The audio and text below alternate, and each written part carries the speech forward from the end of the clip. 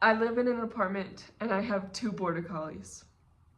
I wouldn't really recommend this for just anyone, but it strangely works pretty well for me. I am a dog trainer, so that really helps. Working with them is literally my job because I do shows, I get to perform with them, so I'm either at home working and training with them or we're traveling together to do a show. In the summers, I get to travel a whole lot, so they get a lot of stimulation and exercise that way. To be honest, I don't even give my dogs a real long walk every day. We do potty walks several times a day, but it's not like an exercise walk. It's more just letting them go outside because I do not keep up the litter box. Once they were potty trained, I said no more litter boxes needed because we could all sleep through the night peacefully. I was looking for a Border Collie. I knew for a fact that I wanted a Border Collie from a breeder who thinks off switches are really important, because I knew that I couldn't have an active lifestyle daily. I was gonna have some off days where I just wanted to be pretty chill and not go on a 5-mile hike every single day. Yes, my dogs are performance dogs. They are athletes in their own way, but they also are pets at the end of the day. I love them dearly and I don't make them just work out. They are not robots. They get off days. They get to just lay around and be dogs often. That being said, I still really prioritize physical and mental stimulation because they are Border Collies. They need a job, for sure. Like I said before, I do dog sports with them. With Rumor, he mainly does high jumping, which is not something we really practice inside the house. He also knows quite a few tricks because trick training is my favorite. He just likes really short sessions. And he also does a little bit of disc. He thinks it's fun, but only for a couple throws. So whenever we go to the park, he gets a couple throws, then I'll work with tempo and then do a couple more with him. And he's honestly really happy and satisfied with just that. Rumor also really loves dock diving, but the funny thing is he doesn't want to come back. He just wants to swim. So I have taken him swimming several times. Right now it is way too cold for swimming, but once it warms up, he will be very excited to go swimming again. Tempo's main sport is dog dancing, so he knows a lot of tricks that I put together to music, and honestly we have a blast with that. I love teaching him new tricks because he's always so excited to learn more. He knows a little bit of agility. I think eventually we'll get more into real agility versus show agility. Show agility is more just one set little course with only a couple obstacles and it's the same every single time. And honestly, Tempo can do show agility with my eyes closed. Example right here.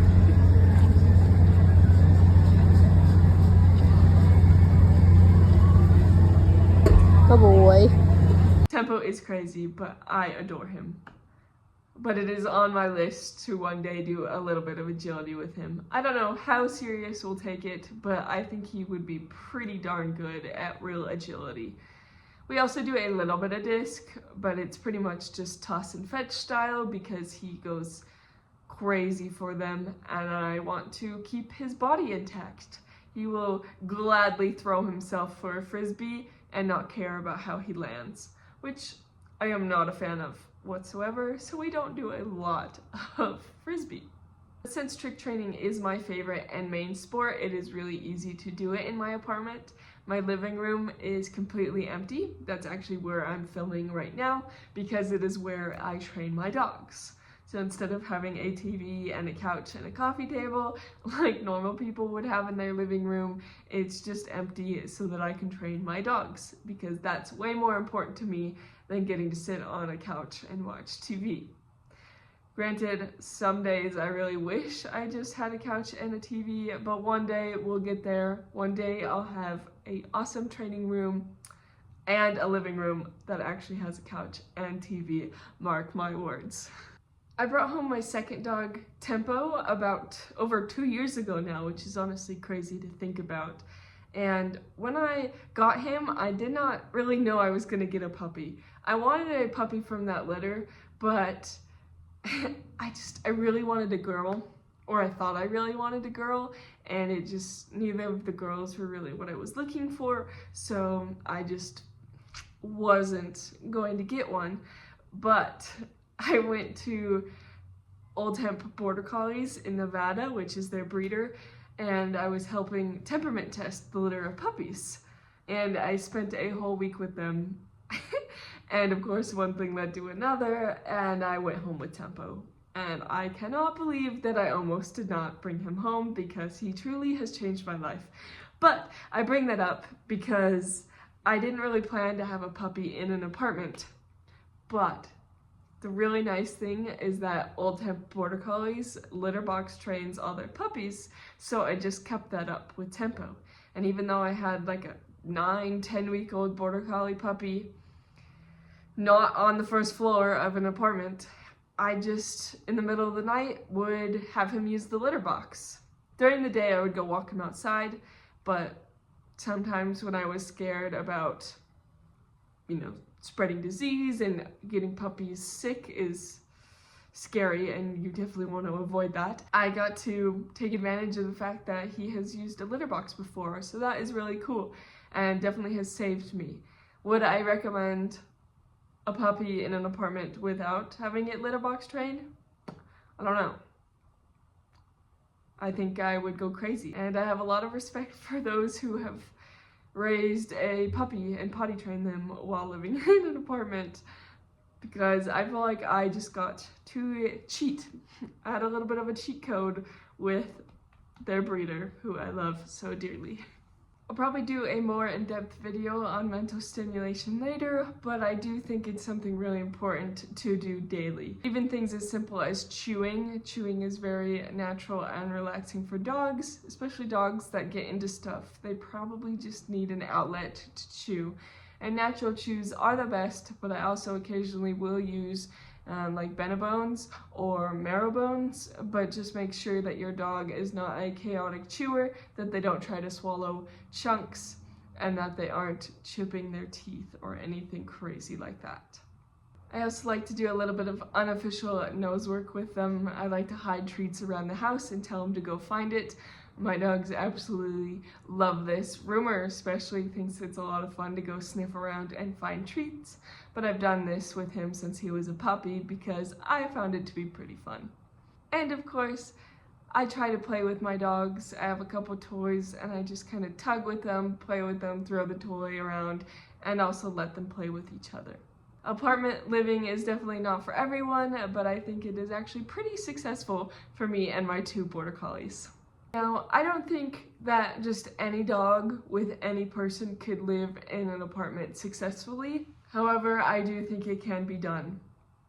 Obviously, because I do it, and I personally think my dogs are happy and fulfilled. If you're a person that works a 9 to 5, I probably wouldn't suggest having a dog or multiple dogs in an apartment unless you can really devote your evenings to your dog, of getting them exercise and having fun.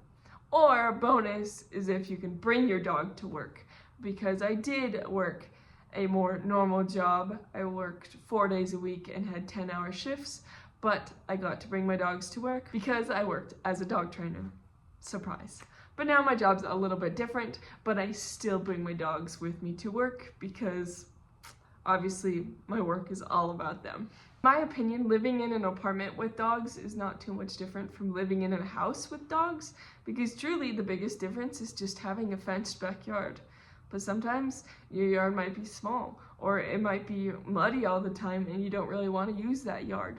Or maybe you don't even have a fence. My dogs are the whole reason I do get outside as often as I do. In the spring and the fall, I like to do hikes with them. I'm not an avid hiker, so I don't do anything too crazy or too long, but I just like nice trails with the boys because they are so fun. And they definitely love it as well. But whenever I get into a house, I feel like, honestly, things won't change as much. Really, the biggest difference is that our potty walks will just be getting to hang out in the backyard. I will be super grateful that I can go outside faster with them and have our own area.